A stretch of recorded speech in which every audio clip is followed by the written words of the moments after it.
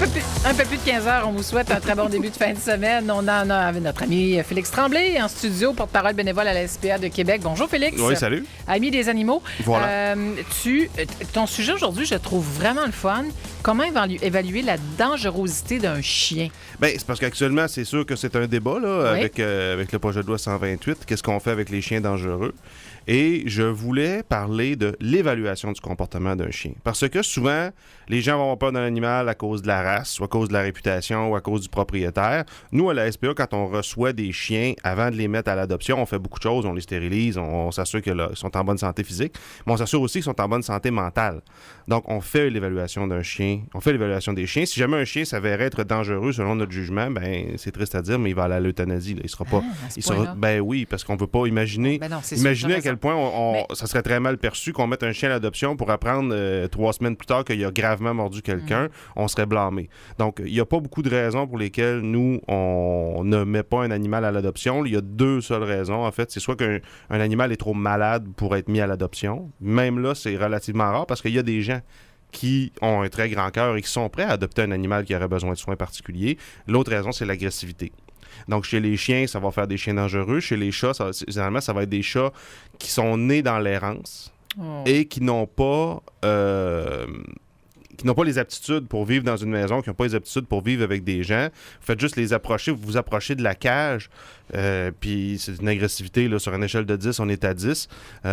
Donc, ces animaux-là, bon, là, dans un contexte comme celui-là, il y a les programmes qu'on appelle le CSRM, capture, stérilisation, relâche et maintien, qui sont une nouvelle avenue là, qui fait surface actuellement. Mais tout ça pour dire que c'est très rare pour nous qu'on ne mettra pas des animaux à l'adoption, mais l'agressivité, c'est une des 2 raisons. Mais au cœur de ce débat sur la dangerosité des chiens, il y a, puis on a eu une petite discussion la semaine passée, toi et moi.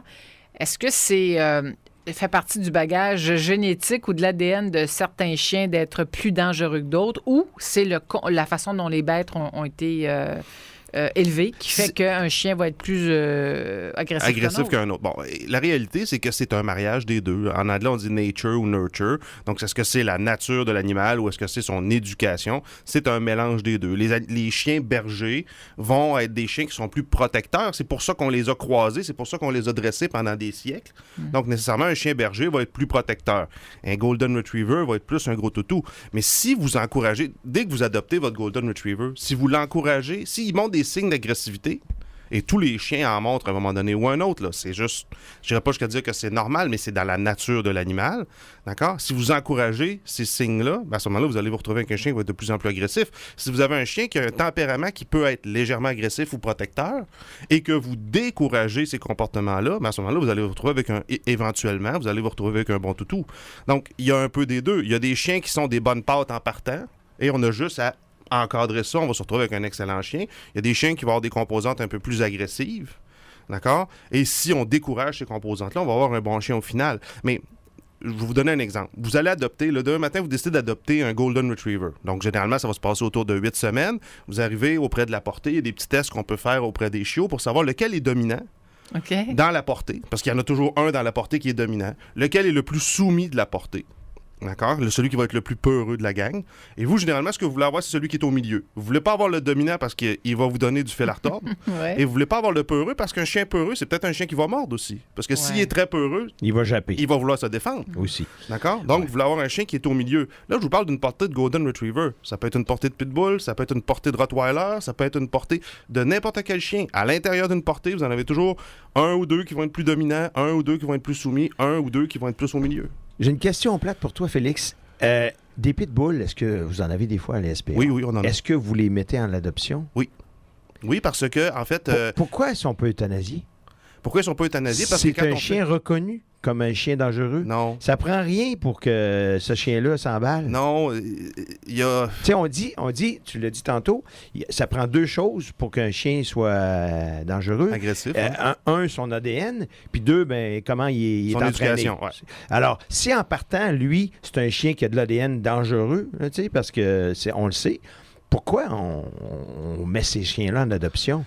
La réalité, c'est que... T'sais, vous n'avez pas une espèce de responsabilité de dire « Hey, je ne prendrai pas de chance que ce chien-là, qui est déjà un peu agressif en partant dans son ADN, je ne prendrai pas de chance de mettre ce chien-là en adoption parce que s'il se retrouve avec quelqu'un qui est moindrement un petit peu agressif, ben il va devenir dangereux.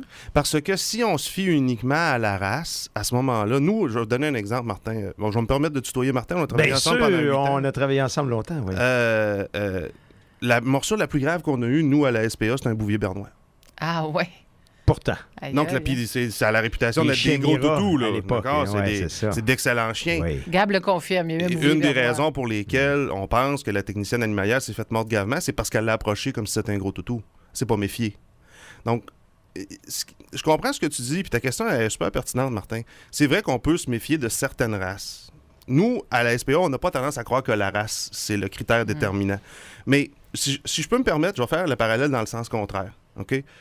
C'est pas vrai que c'est tous les pitbulls qui sont tout croches. Mais les propriétaires tout croches sont probablement attirés par les pitbulls. Ah, oui. Parce que c'est tout le temps un pitbull qu'on entend parler. Là, Ben, c'est ce dont on entend parler. Mais c'est si rare moi, que c'est si d'autres moi choses. je suis quelqu'un qui veut avoir un chien pour faire peur au monde, et il y en a, là. Il y a des gens pour qui c'est un standing, ils veulent se bomber le torse puis se taper sur le chest, ils veulent avoir un chien pour faire peur au monde, je vais être attiré par un pitbull. Et quand je vais avoir un chien comme celui-là, puis qui va montrer des éléments de comportement plus agressifs, comme tous les chiens en font à l'occasion, au lieu de décourager ces éléments-là, je vais les encourager. Donc là, je vais me retrouver avec un chien qui va être musclé et qui va avoir un comportement agressif. C'est vrai que, Nathalie, on a rarement vu une Ouais. gentille dame toute Ben menue oui. avec un pitbull. Tellement. En mais, laisse. mais c'est vraiment Tu pas... regardes le gars souvent, Oui. mais il n'y a pas de cheveux sur la tête, il y a des tatous. Tu sais, Chest il y bras, a des chest ta- bras, il y a des chest. tatous, il y a des piercings, puis il y a un pitbull. Ben, puis encore là, ça peut être un excellent propriétaire, mais ce que je veux dire, c'est que, à notre sens, à nous, l'association doit être faite dans le sens inverse. C'est pas que les pitbulls sont des mauvais chiens, c'est que les mauvais propriétaires sont attirés par les pitbulls, Ouais. ou par les rottweilers, ou par les dobermans, ou par... Ben, il y a des chiens, par exemple, qui sont tous cute, là. Ciao, ciao. Puis c'est reconnu comme un chien qui peut être dangereux. Dalmatien, si ma mémoire est bonne, statistiquement, c'est un des chiens qui a le plus grand nombre de morsures. Pourtant. Ah, le tu sais, dalmatien. ils sont cute. Donc, Oui. c'est ça. Attention, mais- ciao, ciao, c'est beau, là, tu sais. Oui. poilu. Mais c'est pour ça que quand un c'est animal dangereux. nous passe entre les pattes, nous, ce qu'on fait, c'est qu'on fait une évaluation du comportement qui n'est pas lié à la race. Donc, par exemple, une des choses qu'on va faire, c'est qu'on va lui donner sa nourriture et on va lui enlever. Ouais, Ah, c'est ça. ok. Parle-nous des tests Bon, qui sont on- faits, justement. on lui donne sa nourriture et on lui enlève. Si le chien, ou si on essaye de lui enlever, si le chien commence à grogner ou à montrer les crocs, on a un problème.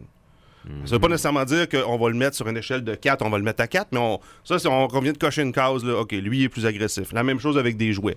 On va lui donner un jouet, on va essayer de lui enlever. S'il démontre de la possessivité, d'une certaine façon, s'il essaie de dominer la situation, s'il essaie de montrer que c'est lui le boss, on a un problème. Parce Ouais. qu'un chien, ultimement, on veut qu'il soit soumis dans les circonstances. OK. Après ça, bon, nous, évidemment, à la SPA, des chiens, on n'en manque pas, là, ben, tout dépendant des circonstances, mais ce que je veux dire, c'est que le test suivant, c'est de le promener avec un autre animal, avec un autre chien proche. Si, quand il voit l'autre chien, il le fixe du regard, il devient fixe, d'accord? Il le fixe intensément, la queue arrête de bouger, c'est un regard d'une grande intensité, Il y a un problème. c'est pas bon signe. Parce qu'il va peut-être attaquer après. c'est ça? Généralement, l'étape qui suivrait, ça serait effectivement une agression. Ben là, quand vous faites l'évaluation, là, c'est une échelle de 1 à 10? Non, généralement, ça va se placer sur 4. Ça, 4, bon. 4, c'est... 1, c'est aucun danger. OK, 4, c'est l'euthanasie. OK. 2, c'est certaines situations sont problématiques. 3, c'est plusieurs situations sont problématiques. Et on pense à l'euthanasie. Disons éventuellement. que ce qu'on va dire, c'est que ce chien-là est vraiment pas pour tout le monde. Félix, si on a un chien agressif à la maison, est-ce qu'il y a de l'espoir pour tu sais, travailler sur son agressivité? Tout dépendant à quel point ça fait longtemps qu'on encourage ce tempérament-là, mais ça dépend aussi du propriétaire. Nous, quand on envoie un inspecteur, parce que un autre genre de test qu'on va faire, parce qu'idéalement, ces tests-là, nous, au refuge, le chien n'est pas dans son environnement naturel. Donc, il pourrait être plus soumis au refuge. Et quand il va être confortable dans son environnement, et un refuge, c'est pas un environnement super familier pour un chien, c'est en béton, c'est du grillage, il y a plein d'autres animaux, ça jappe, ça se peut que quand il retourne dans un foyer, il devienne un petit peu plus sûr de lui puis qu'il s'affirme davantage. Donc, par exemple, si vous arrivez chez quelqu'un, puis en bon français, le chien veut vous manger à travers la porte, là vous en avez un indice d'agressivité. Ouais. Mais en même temps, si la personne l'a dressé pour ça, d'accord, la personne est plutôt inquiète, veut avoir une sécurité chez elle, et que aussitôt qu'elle claque des doigts, le chien s'en va sur le tapis, puis il est soumis, il n'y a pas vraiment de problème. Parce que vous avez un chien qui, oui, peut démontrer des signes d'agressivité, qui est complètement maîtrisé par son maître. Donc, il n'y a pas de problème. Si, par contre, vous avez le même chien qui démontre les mêmes signes d'agressivité, quand notre inspecteur arrive chez lui, le propriétaire a aucun contrôle sur son animal. Là, nous autres, on va dire, ouais, là, ça, c'est une situation vraiment problématique parce qu'on a un chien agressif et un maître qui n'est pas capable de le contrôler. Y a-tu des petits chiens là, insignifiants là, qui sont quand même considérés comme agressifs? Insignifiant, c'est quoi la race? Ben, tu sais, une espèce de petite bébite, là, tu sais. Mais la réalité, c'est qu'il y a des chiens agressifs de toutes les sortes. Moi, je me suis déjà fait mordre par un chihuahua. Évidemment, je suis pas allé à l'hôpital. Mais ce que je veux dire, c'est que oui, des chiens agressifs, il y en a dans toutes les races. Puis, vous avez pas d'hésitation à euthanasier un chien aussitôt qu'il y a un comportement trop agressif? Trop agressif. Même si c'est un beau petit chien. Il peut être bien cute, mais il peut être bien cute, mais s'il est agressif et qu'il blesse quelqu'un, on n'aura rien gagné.